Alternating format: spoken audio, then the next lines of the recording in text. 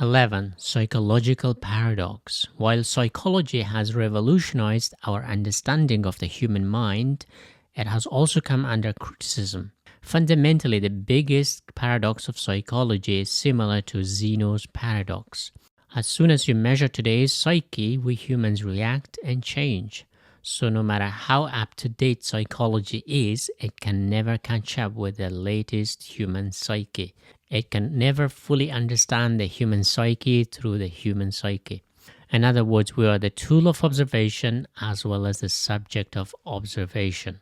It is akin to quantum physics. The mere observation changes the subject. If unobserved, the subject behaves one way, and as soon as it's under observation, it behaves differently.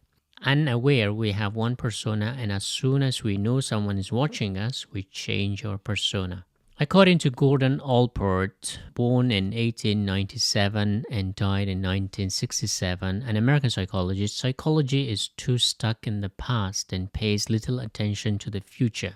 Quote, people are busy leading their lives into the future, whereas psychology, for the most part, is busy tracing them into the past. Psychology from early on had two distinct approaches. Behaviorism focused on how we learn to behave in the way we do, and psychoanalysis focused on how the unconscious gives us our personality. In other words, behaviorism bundled everyone as behavior animals without any unique personality, while psychoanalysis explained through just acquired personality through past memory baggage. What was missing was the current personality and motivations. So Allport wanted to study the present, not the past, taking an empirical and scientific approach. After some research, he settled on one specific topic, language. He gathered all the English words describing someone's traits. He found 18,000 words and then narrowed it to 4,500 words that could be objectively studied. He came up with 3 traits: cardinal, common, and secondary. Cardinal traits are fundamental to a person that continues throughout their lives. For instance, explorers, hikers, poets, artists are driven by a powerful force that motivates them to push on. Common traits, on the other hand, are general characteristics like someone is honest or aggressive. While cardinal traits tend to be rooted deeper in biology, common traits are taught by others or nurtured in society. Secondary traits like preferences are less important and often invisible to most people. How do we acquire such traits? Allport offers 2 forces that work in tandem: biological and environmental.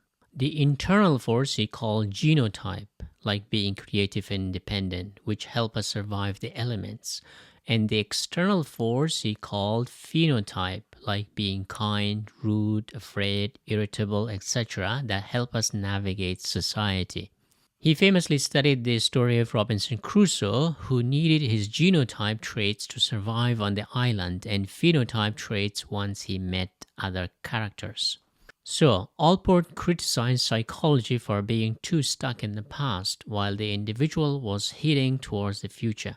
This is like Zeno's paradox. By the time a psychologist understands an individual's psyche, he or she has moved on. So the study of the human psyche is a catch-up process that is never fully up to date.